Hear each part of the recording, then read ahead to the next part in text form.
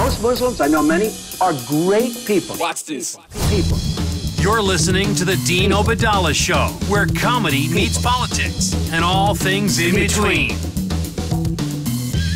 And welcome back, Dean Obadala Show. We're live right here Thursday, October 25th. We're talking obviously about the big news, the most coordinated terrorist attack on U.S. soil since 9/11. Thankfully, we haven't had a loss of life, but these bombings are a coordinated terrorist attack. And the lack of response by Donald Trump himself with any kind of passion. When Mike Pence is doing the right thing and Trump isn't, it's scary. We're going to take some calls, I promise you. Right now in studio, there's our friend Raul Reyes, lawyer, NBC.com contributor, CNN opinion contributor. Just came in from NBC where Megyn Kelly was just let go. Here's the thing. I don't care about Megyn Kelly getting let go or not. That's meaningless for our discussion. When you look at the right-wing people are going to make this again about we can't say what we want because you had the thing about I don't think how can blackface be offensive, which I don't know how so anyone in today's society, especially someone of that generation. I mean, I give people a pass if they truly grew up in another time, or something, if they're 80 years old, which she is not. But she knew what it is. So, you know. But I don't want to. To me, it's not about. Is it ridiculous that she would say it? Yeah, but that everything is clear. And if people Google things and do a little date search on the Google and do Megyn Kelly show and make it the search before 2 days ago, right? You see article after article of things not going well in that show. The toxic environment I'm reading right here. That I don't know what she was like personally, but this article makes it sound horrible. She was apparently fighting with Andy Lack, the president of NBC News, which is never good to be fighting with your big boss. Right. So, but the right-wing people, I'm sure we're going to hear in a few minutes from now, they fired her because she's a conservative. They pay her $60-something million because she was a conservative. I think, you know, it's probably that, but I think it's a combination. Whenever something happens like this where someone is all of a sudden let go or dismissed or something happens, it's usually not that. It's usually that incident was the last straw. Right. So maybe it's a combination of like the show was not taking off and people were very unhappy and now this. So, and they just feel like, is it worth it to continue this type of investment with something that maybe is not worth the trouble? So this is just the latest thing in my view, and, you know, a whole, all sorts of problems that seem to be surrounding this program. What I thought was interesting is that someone at Fox News already had said 2 hours ago, we don't want her back. And I don't know, I'm not kidding. That was the reporting. Reportedly, that's not Fox nice. News executive said we don't want her back.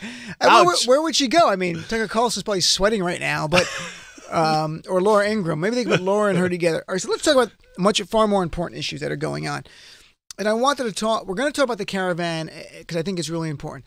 First, though, I want to talk about what's going on. What is your reaction to we seeing 2 days waves of bombs sent to former presidents, former attorney general, Robert De Niro, CNN? What's your reaction just to that?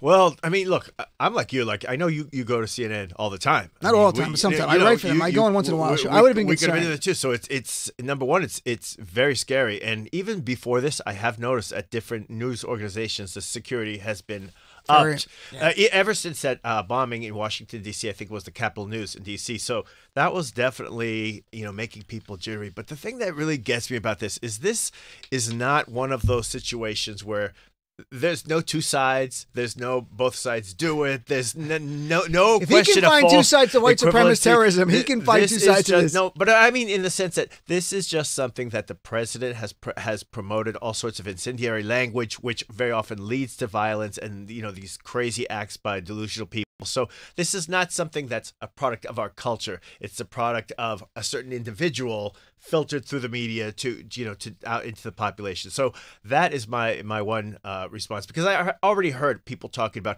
oh, it's our culture and we're so divided, and that's true. But there's only one side that has rallies where people get the crap beaten out of them, and you have their leader, this individual telling people to do that, backing them up, and throwing out all sorts of harsh language. So the blame, if you're going to put, it's indirect, obviously, but the blame is still with one side. This is a problem for one side. Last night I had Trump supporters call, and then Eric Erickson today on MSNBC said, but Obama said, you bring a knife, they bring a knife, you bring a gun. He said that in June 2008. He didn't mean it literally. That was over 10 years ago. And that's what they harp on. And sometimes talk about Maxine Waters talking about getting in the face of cabinet officials, very specific. And then Lauren, and I go, yeah, well, send me a clip of Bernie Sanders or Nancy Pelosi or Chuck Schumer saying this stuff. Let's hear part of clip 2. knock the crap out of him. Like to punch him in the face. Would have done well, but I would have been boom, boom, boom. I'll beat that. I don't know if I'll do the fighting myself or if other people will. Maybe he should have been roughed up because it was absolutely disgusting what he was doing. If you see somebody getting ready to throw a tomato, knock the crap out of him. All right, so that's it. And by the way, the roughed up guy, because some call and go, he was talking about violent protesters. The roughed up guy, that was a man who was a Black Lives Matter protester in Alabama. I wrote about it. Mm-hmm. He was not punching or screaming. He was heckling Trump. Trump didn't like it, and they beat him up, a black man, just for heckling, and Trump was fine with it. And sometimes those incidents occurred when someone just held up a sign. Or look at the way Trump directs the crowd and their anger towards the press about how horrible they are and the damage they're doing and how they're enemies. So, I mean, listen, you can find a clip of almost pretty much everyone, everyone, including us, making some indiscreet comment or making a comment that's taken out of context. But again, it's not even worthwhile for people to try and pull out one comment that maybe Obama said here or Maxine Waters. 10 plus years ago. This is a problem that emanates from one side continuously. There are many other examples. There are many examples of Trump baiting the press and baiting the crowd to vent their angry. He leads them in boos against the press. So I mean, right, those clips I played from 2 years ago. Here's Donald Trump just days ago talking about the media. Lauren, let's play clip number 3. It's really short, but about the media. These are just dishonest, terrible people. I'm telling you that. Terrible people. And then worse, this was just in Montana less than a week ago, him praising Greg Gianforte for literally beating up a reporter and acting out body slamming. Here's clip number 5. Right. But Greg is smart. And by the way, never wrestle him. You understand that? Never. Any guy that can do a body slam, he's my kind of... And we'll take it down. Then he acts out the body slam. Look, as an adult, I'm not this faux outrage person, and I hate sometimes when some on the left get outraged over something that's not real. But when you have a man who's got a passionate base there, and he is saying it's okay to physically beat up a reporter, and I'm going to glorify you for doing that, that sends a clear message. Just like in the Civil Rights Movement, George Wallace had Segregation Today, Tomorrow, and Forever. He didn't say go blow up the 16th Street Baptist Church, but his followers heard that, and a few months later blew things up, including the 16th Street Baptist Church. So Donald Trump, like George Wallace, like any other demagogue, knows what he's doing. And I think Donald Trump, I'm going to be blunt, I think he likes the specter of political violence, that it scares people, maybe it intimidates some people. No, agreed, because we all know that he is sort of a primal individual, and I think that feeds into a sense of that's macho. That's, that type of acting out is being a real man, or it's being strong. And, it's interesting, even your choice of words when you're talking about the Trump voters and the base as being passionate. To me, I would say Democrats are passionate. Generally, when I talk about Trump voters or the Trump base, they're just angry. They are mad. Democrats are passionate. I feel like for once you're being very kind to Trump voters. I mean, a lot of people are passionate. I talk to some and they're not bad, and I talk to some that are horrible. I mean, on this show, I take some of their calls, and some of them.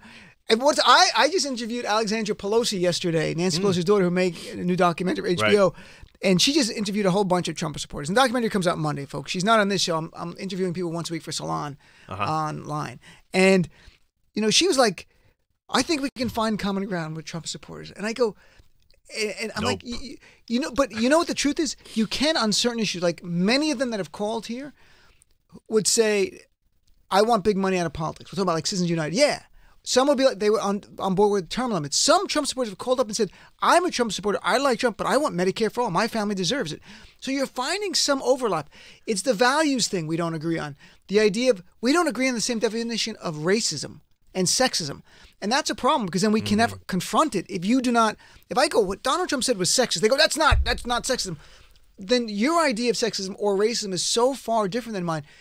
It's not that we have different dictionaries. We have different values. That's why we have different definitions. Different core values. Right, exactly. That's why our definition's different. It's not different dictionaries. Non-negotiables. And in fact, the language that you're using about racism, sexism, that's not even in many of their vocabularies, because they are against being PC, and their bottom line is that they don't like Mexicans. Many of these Trump supporters, they don't like immigrants. They don't like the way the country is changing. So I think it's a great idea. You know, I'm Mr. Kumbaya. I think it's a great idea when people say... You've changed, though, today. There's a little bit different sides to you I do think it's great when people say we want to reach out, we want to connect. But, you know, to be honest, you can pick the worst group of people, the worst leaders, just someone who is, you know, horrendous in history.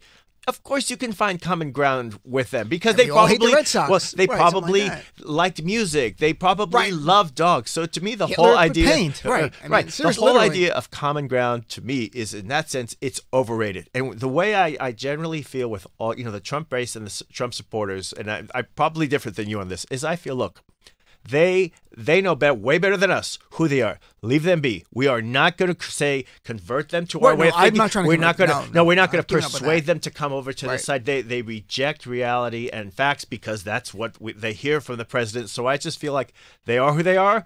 We are who we are, and you know, I think we know what side we want to be on. But I don't share that fascination that a lot of the media has with constantly going back to, say, like a certain part of the Midwest and saying, why do these people vote for Trump? What are their problems? Because honestly, every time I see that, I think, you know, if the mainstream media, and I say this as someone who participates in CNN and NBC and even Fox, every time I see these stories, which are everywhere constantly, I always think to myself, if our mainstream media covered African American female voters or Latino voters or Asian Americans in the West with the same intensity and interest that they are looking at this small subgroup of disaffected white voters in the Midwest, maybe we would really find some common ground and see different sides and identities throughout the country that we don't normally see. I agree with you, and because there's been so many things. And maybe if there's time, one or two Muslims, but only if there's time. What makes Trump supporters tick, or what are they thinking now? What about progressives? What about Hillary supporters? What about Bernie supporters? Why not doing specials on them? I want to hear the Bernie supporter or the real liberal in the red state. What's their life like? I don't, you know, it's unreal. And there's almost this kind of sense, I'm not sure the right word, if it's that word when you infantize people, where you make them, but it's almost like a National Geographic sense. Like we're going to go see Trump supporters in their natural realm and find out what makes them tick. I don't care what makes them tick. Let them tick all they want. And we know Why not show progressives and what makes us tick sometimes? And generally, we know what makes them tick because having seen countless interviews, and I remember where the New York Times did a whole feature. They turned over their op-ed page to Trump voters, and basically what made them tick. And I remember the Times article very specifically was, unfounded fears, bigotry, and racism. And then a lot of stuff, plus a lot of stuff they heard on Fox News that was not even true. So that is known. But I do wish, you know, that our corporate media, that our big conglomerates would spend more time, you know, just looking into some of the diversity we have in our electorate. You know what? I have been more and more lately critical on Twitter of the media. And one guy's an executive. Wait, you are the media. I know, but I of the mainstream, it's more cable news media is my anchor, not print media. And some producer added, I'm not going to say which network, said to me, "You've been a little tough on the media now." I go, "Why are you taking this personally? I'm not talking about you." And but I want to talk about something else, though, here quickly, because I was at NBC today for that taping. That thing's going to air next week, but it's online. But the point is that there's human beings involved. There are human beings who went to CNN yesterday who had to flee their building for fear they could be killed by projectiles on a bomb. At NBC, they closed the mailroom, and there were concerns there. You shouldn't have to go to work in America and simply because of your profession worry that the President of the United States has radicalized someone to try to kill you, not because of anything you did per se, but because you work at a place. This is where we are in America. And anybody on the right who's going, what about this? You are defending that. And that's, to me, so problematic. They are human beings who are mothers and fathers and grandfathers and granddaughters who are going to work, and they should not fear for their lives simply because they happen to be a journalist or work in support of journalists at NBC, at Washington Post. And this is part of it. To me, another point, when I see these potential attacks going on, I don't even see it as necessarily a potential attack on CNN or these news outlets because, you know, you live in the city. There's a hotel on top of CNN. Sure. 59th Street Subway is one of the busiest in the city. There are all sorts of people, you know, including the postal workers who deliver those packages who could have potentially been injured. So killed, I don't see it's just going at CNN. It could have hurt anyone in that area, all of the people who work in that building who are not CNN employees or any of these other companies. So the potential for damage or loss of lives is huge. It's not, to me, it's not even just limited to the media. It's just New Yorkers or wherever these other bombs were sent. How should a president in a vacuum, not just forget it, we have Trump. What should a president done? And to remind you, of course, today he tweeted a very big part of the anger we see today in our society is caused by the purposely false and inaccurate reporting of the mainstream media that I refer to as fake news. It's gotten so bad and hateful that is beyond description. And that Donald Trump has not called a standalone press conference to address this. He just bootstrapped this before another event that was happening. At his rally yesterday, he read from a teleprompter, but then attacked the media as well, and the crowd cheered over that. What should a president, just in a vacuum, what's the right reaction to this? Well, first of all, I think any president, Democrat or Republican, when this type of thing happens, they should have any public appearance that's not essential, like basically a political rally, that should have been canceled. That he shouldn't have been doing that day. He should have attended the national security briefings a little more regularly, which we know this president doesn't do. And at the baseline for competence is just to go on TV or issue a statement calling for unity, in the strongest language possible, denouncing whoever committed these acts, reminding people that they will be brought to justice, that there's no place in this country for. I mean, that is 101 of being not only a president, but say a mayor of a small town or a principal of a school where something happens, that he couldn't bring himself to do that or couldn't be bothered, and that no one in the White House impressed upon him that he had to for the sake of the country. He read a statement that they wrote for him. That he needed to. I mean, that says a lot. But reading that type of statement in a political rally or just in front of a camera with no sense of engagement or passion, to use that word. I mean, that to me was totally meaningless because we all know what he looks like when he cares about something. Absolutely. And when he was reading that statement, he was not. And that to me was offensive. If the bomber had taken a knee during the NFL anthem, perhaps he would have been more animated. Let's be honest, he cares more about those trivial arguments. Well, to him, it's not trivial, but he has more anger at a black man taking a knee than a man who sent bombs around. I mean, this was an assassination attempt at its essence. At two former presidents and a former Secretary of State who's Democratic nominee. This should be an all hands on deck type of thing where we come together as a country, that there's a press conference. Where's the press conference with Mitch McConnell and Paul Ryan and leaders of the GOP? Some have tweeted, some have made statements. They could have had a press conference. It would have gotten a lot of press, but they won't do that 12 days before this election. I think they're afraid to dampen the spirit of their electorate. I hate to say that. And I think it's part of that. Sad but true. Sad but true. I agree. So I'm chatting with my friend Raul Reyes. Okay, let's take a quick break. I want to come back and talk about the caravan. Then we're going to take some phone calls as well, folks. But a lot going on with this caravan, at least on Fox News there is. And we'll be right back with more of the Dean Obeidallah Show right after this. You're listening to the Dean Obeidallah Show, where we crush Trump's lies every single day. On Sirius XM Progress 127.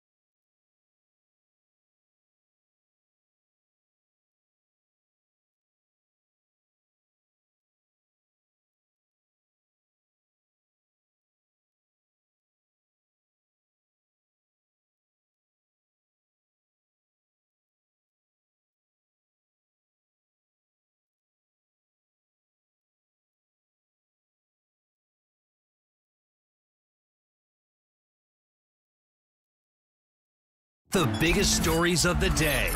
Right now. This is the Dean Obadala Show. On Sirius XM Progress 127. And welcome back. Dean Obadala Show. Live right here with Raul Reyes, attorney, NBC.com contributor. He does a lot of stuff at CNN as well. So, Raul, let's talk about, you write a lot about immigration, and I want to talk about the caravan. First of all, I think that right now Fox News is literally broadcasting from the border. I'm not kidding.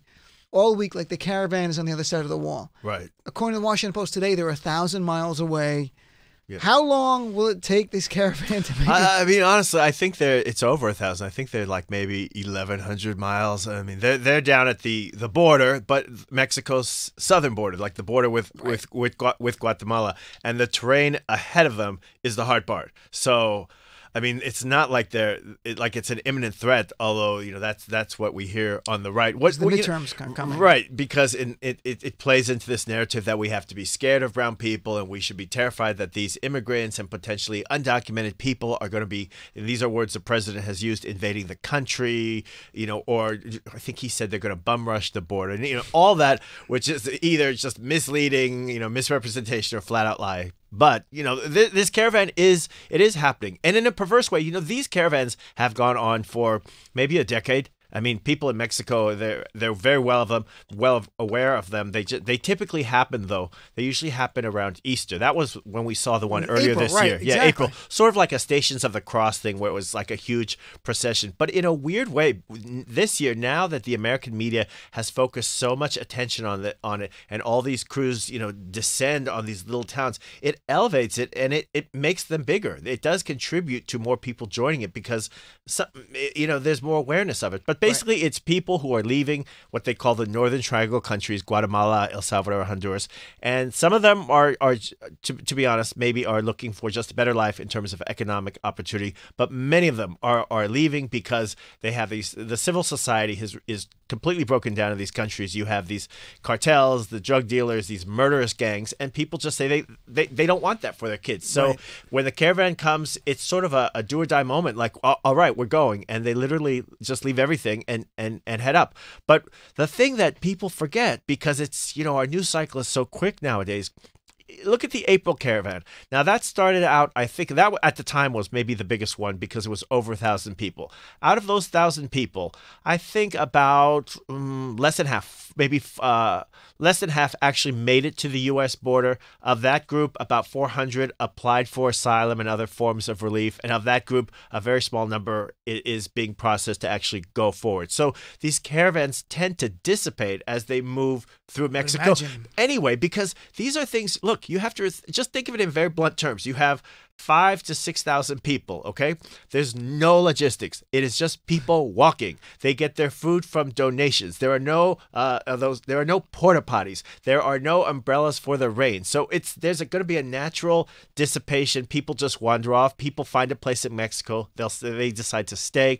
And also last time, the Mexican government began giving people temporary visas and saying, look, if you stop now, you can stay here for at least a month to figure out what you want to do. And that was also responsible for some of the fall off. So that brings us to one of the dumb things that the president is doing is when he threatens Mexico and tries to bully Mexico and say he's not going to give them foreign aid, Mexico has less incentive to stop the caravan. Because one reason the last caravan was much smaller, but because by the time it got to our southern border, was because Mexico cooperated in allowing people to stay. It turned some people away. I mean, it helped them find a place. The more he antagonizes Mexico, the less incentive they have to do that, and they'll just let them go. So, and by the way, just so it's clear, people tune in late because I talked about it earlier in the show. The Washington Post noted that they're over 1,000 miles away. On average, they're walking 15 to 20 miles a day, meaning they will not get to the U.S. border for 2 months. 2 months under ideal conditions, because it's also getting colder now. Right. So you watch Fox News and you listen to Trump. He sent 800 troops there today. As if they're there. They are 2 months away. They're coming in December or January, folks. And that's this. Our mainstream media, cable news media, should be making that point, not Fox News, but CNN and MS all the time to make it clear. This is not an imminent threat, the way Trump is lying to his base because they hate brown people and they're racist. I'm just getting angry there for a second.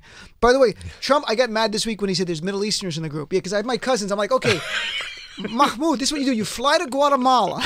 Right. You get off the plane, and then you're going to have to, you can't rent a car. You have to walk for 2 to 3 months. And learn some Spanish. Blend in. And then come up with an asylum story when you get to the border. That's like, why can't I just fly to JFK? I'm like, yes, you could fly to JFK and get a visa because you're not from the banned Muslim countries. Right. The dumbest thing ever. You're going to go. So Middle Easterners are flying down to the deadly triangle to take a 2-month jaunt. My cousins, if I have to, they fly someplace, they have to drive an hour. Like, I'm not doing this, my friend. Right. I'm like, no, this is not driving. It's actually 2 months of walking. It's insane. And Trump today, this week, tried to combine his two go-tos from the campaign. I know, Latino immigrants and Muslims. And Muslim, who Middle they just Easterners. Also, what I love, and this is just a statement on how we live today. He doesn't even need to say ISIS or potential terrorists. Just the idea that there are Middle Easterners that to his base, that is synonymous with terrorists. He doesn't even have to say that they're potentially going to do something horrible to the country, like these people who send around bombs to all Democrats and CNN. But the other thing, Trump, that is misrepresenting about this caravan, and the one before, is talking about how they're hardened criminals, that they're bringing all the drugs and crime up here from these countries. The whole point of these caravans, the reason that people band together is because they are afraid of the cartels and drug dealers and human traffickers. And it's literally a safety in numbers type of thing. In fact, in the last big one, most of them were women, children, and LGBTQ people. They just pulled together for safety. Now this one, because it's so big, you do have young men. It's more of an even split. But they are not.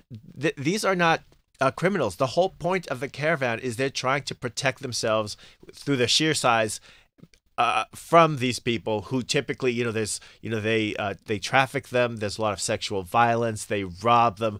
Horrible things happen to these people on these journeys when they do it either alone or with the human smugglers. So this is a way to circumvent that. No matter what the president says, that these are not "quote unquote" hardened criminals. Yeah, and what Trump will do, they'll find one person in this crowd of a few thousand, maybe one or two, maybe a handful are criminals. I don't know. I can't be sure. But Donald Trump, like all conservatives, wants to define any group by their worst examples. That's what they often do. That's what they always do. That's sort of their. So, by the way, just so people understand, because you're a lawyer and you write about this issue a lot. So a person say they make it, they're here in January. They make it, they're really lucky. They get here right December. It's 2 months from now. Again, folks, they're not going to make it till 2 months to the border, but Fox News and Donald Trump would make you think they're coming now. They get there. What happens then to them? Okay, I was just explaining this to someone today. Let's say that everyone in that caravan, that it all stays together, and say 7,000 people reach the border of Texas or New Mexico or Arizona, somewhere down along the southern border. Then what happens is the U.S. government screens them and processes them for potential asylum claims or humanitarian relief, trafficking visas. There's sort of special visas that people can have. Some will be turned back. Some will go to detention. Some may be released depending on the type of claims. But our government can handle that number of people. And the thing is, this is what the Trump administration doesn't want to admit.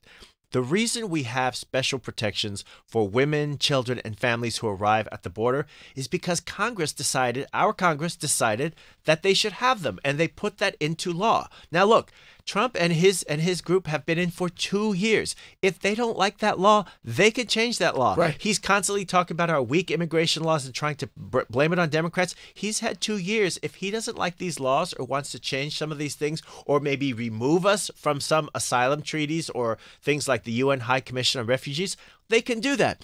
They haven't, because there's so much disunity among the Republican conference themselves. Last time they tried to do some immigration, I won't even call it reform, just come up with new immigration legislation in February. It was a big flop. So it is on them. And that's because of the GOP caucus. The Freedom Caucus is not getting along. They could not agree. They had 2 bills they wanted to talk about. They had 4. They had 4. And it wasn't the Democrats that stopped it. No. It was the GOP caucus could not agree on what to do and how to go forward. And the least popular of those was the one that the president backed. So if they really wanted to change this, they could get together and do so. But so far they're not doing that. They're incapable. So all the president is doing is pointing the blame at Democrats, or pointing the blame at these dangerous, what he calls dangerous criminals, or blaming it on these countries and threatening to withhold aid from Central America, which, by the way, the number one byproduct of doing something like that, if you cut the aid to Central America. This is aid that goes for like economic development or good governance, all anti-trafficking programs. It will result no doubt in more illegal immigration and more caravans and more people coming here out of desperation.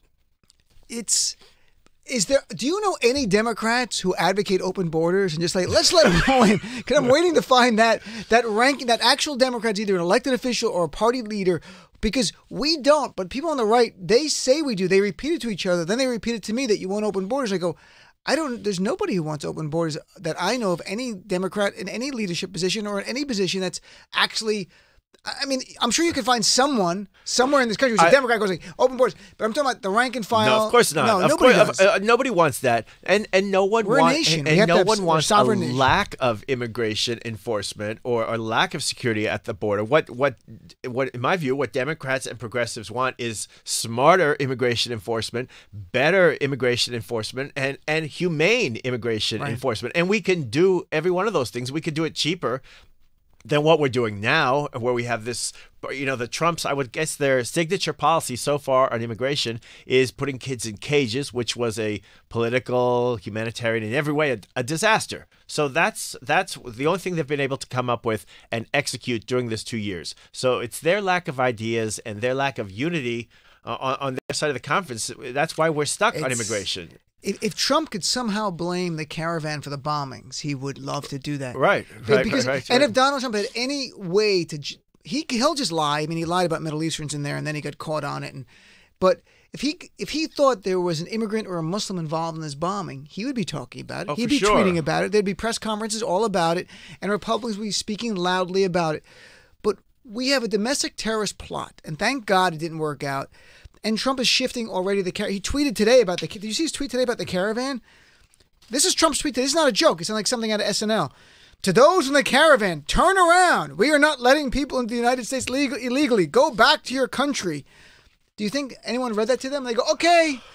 El Jefe said, the orange Jefe said, turn it around and go home. I mean, this is just for his base. This is ridiculous. Right. He's tweeting in English. And not only that, but on the caravan, they have Twitter. The Trump administration's approach to immigration has basically been what they refer to as deterrence. Basically, like making things so hard here or so difficult, taking your kids that people will say it's not worth it. And 2 years in, there is absolutely no evidence that works. And that's just a comment on how bad things are in these countries of origin. If he really wanted to do something about that, he would increase aid to those countries. They would maybe try some type of investment in that region to stabilize these societies. But they have no understanding of policy, of complex policy. There is no interest in that. And just because this is like sort of I'm all wound up today, my personal bone to pick, this caravan has a lot of women and children. Every time I read these stories, what people go through on these caravans, it's horrendous. It's horrible. I always think like,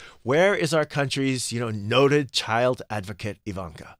Where is she on all these little kids in the caravan who are just having their whole lives uprooted? Maybe we can tell them, look, we let these kids in, and they can make her dresses for cheap or something. I mean, it's the only thing I can see her. I mean, I'm not advocating. I'm just saying, maybe there's a way we can frame it for a Trump to go like, oh, I see the upside. Ivanka's they can make my perfume really cheap. But however, now that we've talked about all these, these horrible things about the caravan, I do have to me, a little bit of good news, because I was looking at a poll that was conducted across 10 battleground states among white voters. And a majority of them said that, now this is white voters, not Latinos. White people. This is white voters. White people. A majority of white voters said that basically our immigration policies should be welcoming. And that solid majorities of them, and these are the battleground states all around the country, solid majorities disagreed with family separation, family detention, and these harsh immigration policies. So the president and his base, they have a very particular viewpoint, but that is not how most people, not how our fellow citizens, that is not their view. There was a panel of independent voters on Fox and Friends. Did we have that from a few days ago, Lauren?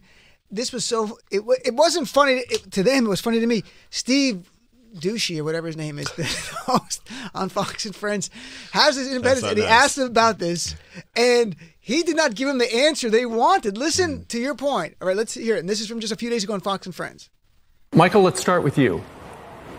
How big a problem is that that the United States has uneven immigration laws?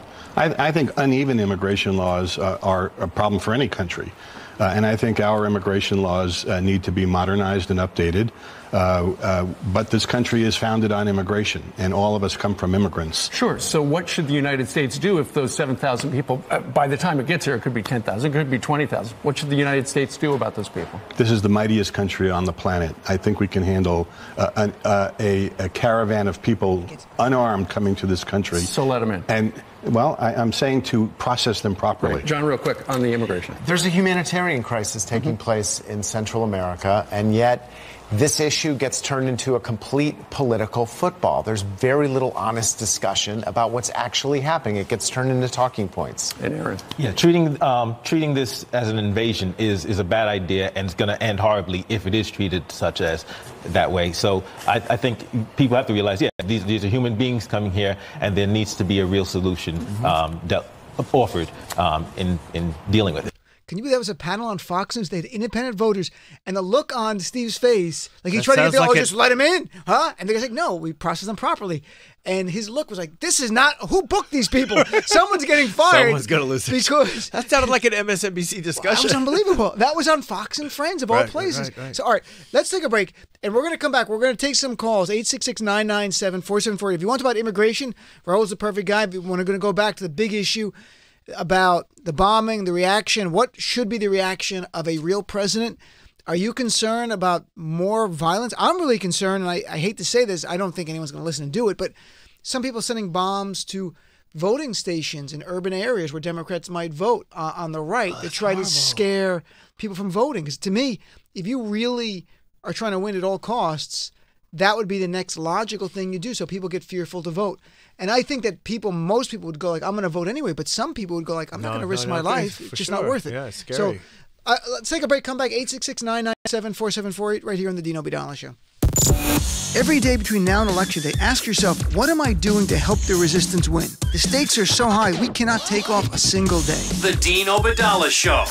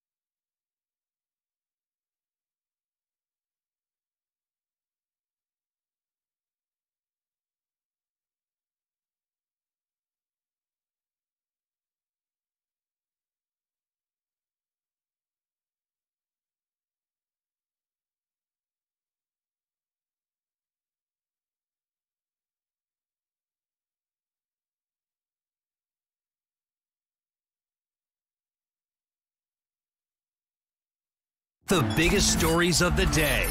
Right now. This is the Dean Obadala Show. On Sirius XM Progress 127. There's more bomb.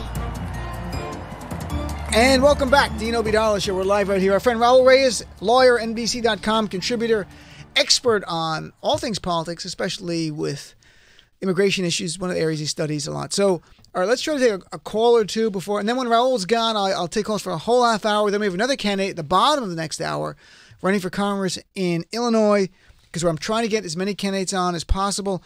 And her name is Betsy Dirksen Londrigan, who's got a really great shot to knock off the Republican there. It's a neck-and-neck race. So let's go to the calls here. Here's Curtis, who's waiting a long time. Curtis from California, you still there? Yeah, Dean, I'm still here. Listen, I'm Plan B Curtis, right? Yeah. Last time we talked, I suggested that the Democrats come up with a Plan B because what's happening right now probably was going to happen, okay? But this is the thing, Dean. Go ahead. Now, there's 10 bombs right now. Right. 10 bombs has already been discovered. I predict that there's probably going to be 13. Do you have any idea why? No, but you're going to tell us. Go ahead. Okay, did you talk about Putin and what he said about the U.S. Steel last Thursday? Oh, somebody said something he called yesterday and said something about 13 birds, right? Right, no, there's 13 arrows in that eagle on that 13 arrows in the eagle. Someone called me yesterday about that, too. Putin made such a big deal. It was a stupid joke right in front of, what's his name? Bolton? Bolton, right. And he made such a big deal out of those 13 arrows. Now, all of a sudden, we up to 10 bombs right now. I really believe, Dean, in my opinion, I think we're in a soft coup right now, and I believe the Republican Party is in on it, okay? They didn't want to do nothing with the voting booths or the voting machines. They didn't want to do nothing with all this stuff that, Trump's been charged with. They know what's up, okay? And if the American people don't get smart, we're not going to have a republic, okay? I think we've got to keep fighting, right? I mean, Raul, what do you think about, I'm not sure about the 13 thing, but what do you think that the Republicans, I'm not sure in on it to what extent, but that they are silent and in their own calculations, there's a political end to it that they think helps them by being quiet now. Well, right. When we talk about the lack of major response we've seen from all sorts of leaders on the right and the sort of what's the word that I'm trying to think to use for the president, where you do something where it's just like the bare minimum. No. Okay. No, but to me, there's a certain degree, I would say there's a certain degree of complicity in the lack of a forceful response, because whatever our political affiliation, I mean, we like to think that we all condone violence. We like to think that we don't condemn violence. Hang on, I'm trying to keep the show. That this is not in any way acceptable or should be encouraged, but people have come out and said things on social media and postings, but we haven't seen like a very strong, united response. So and that's very troubling. Curtis, the fact that we're not seeing Republicans hold a big press conference to denounce this, what do you think that means? Does that further support your theory? What I really believe, Dean, I really believe that the Republicans, Paul Ryan and Mitch McConnell, all these guys know Putin got something planned. Okay, Putin is running the show, Dean. In that speech last week, do you think the bombs could be by Russia? Do you think, Curtis, you think the bombs could be tied to Russian actors? I'm not saying they're planted by Russia, but there's people in America right now that wouldn't give a damn about Russia having more influence in our country. Because we know that Trump is up on this bill, and everybody's still supporting his ass. Why are they supporting a traitor? Tell me that, Dean. Give me an example. I can't go in their mind. I am with you. I have no clue why they would support someone who violated Federal Election Commission laws. That's Michael Cohen's testimony under oath that covered up the Trump Tower meeting because they were getting dirt on Hillary Clinton, again trying to violate our laws. And who isn't even concerned about the confirmed Russian meddling in the last election. And said the things to Putin right there famously in Helsinki, where he stood with Putin over our intelligence agencies. If a Democrat did any of those things, we don't have to go like what would happen. We know the reaction, what would be like. Right. So, Curtis, my friend, it's a worrisome time, and I think we've got to think outside of the box what Trump and his people might do next to stay in power, and you've got to look at what fascists and authoritarian leaders in other nations have done, even in democracies. I don't mean Mussolini and Hitler. I mean ones that are real, like more modern day democracies, were like Hugo Chavez in Venezuela. What did he do? What in Poland they're doing? What is Viktor Orban in Hungary doing? Putin, his first election was actually an election. You know, he got elected after Boris Yeltsin. Right. He did have a real election. Yes. And from there, he chipped away at any promise of democracy in Russia at the time. If Donald Trump could do that, he would. The one saving grace that Trump is older, thank God, but he could live. Evil people live longer, I think. All right, Curtis. No. Thanks for the call, my friend. Nice chatting with you. All right, let's take a quick break. Come right back with more of the Dean Obeidallah Show. Dean Obeidallah Show on Sirius XM Progress 127.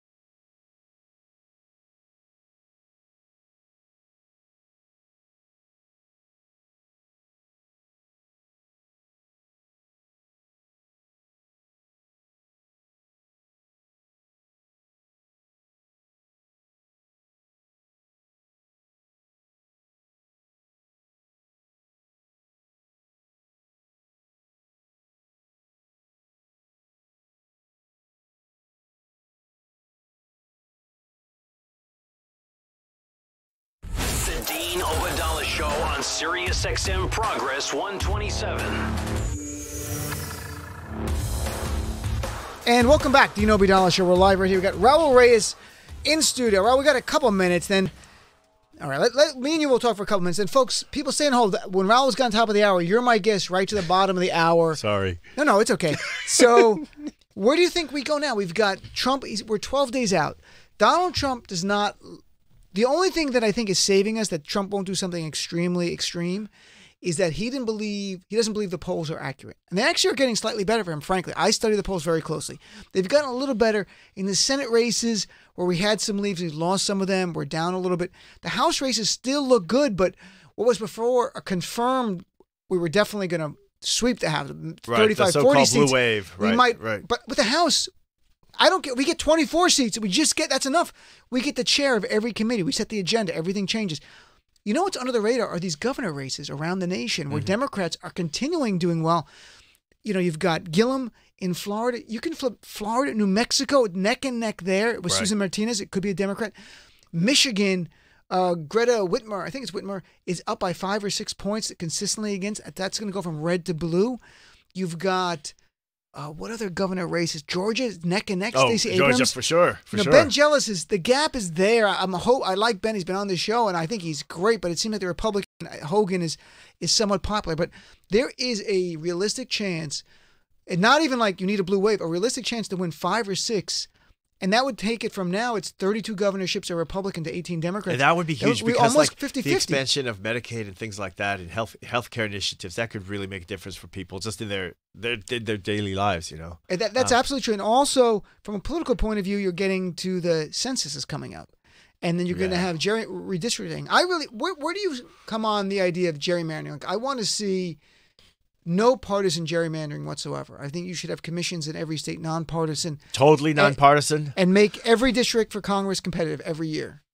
Like you do it in the real way. Like there'll be some Democratic districts and some Republican, but now you've got too many that are completely uncompetitive. My view now, this is like very, very politically incorrect. I think your idea is great, and like I love that idea just like I love like dogs, puppies, cats. But you're gonna say in theory. No, but listen. We are where we are today in politics in part because Republicans play absolute partisan hardball, I know they did. And Democrats constantly feel the need to play fair and have reconciliation and reach across. It's not reconcile. It's about believing in democracy. No, I do believe in democracy, but one quick thing. There's breaking news that NYPD is responding to reports of suspicious packages at shops at the Time Warner Center, which I've been in that place countless times, killing time before going back onto CNN and walking around that place. That's a breaking news.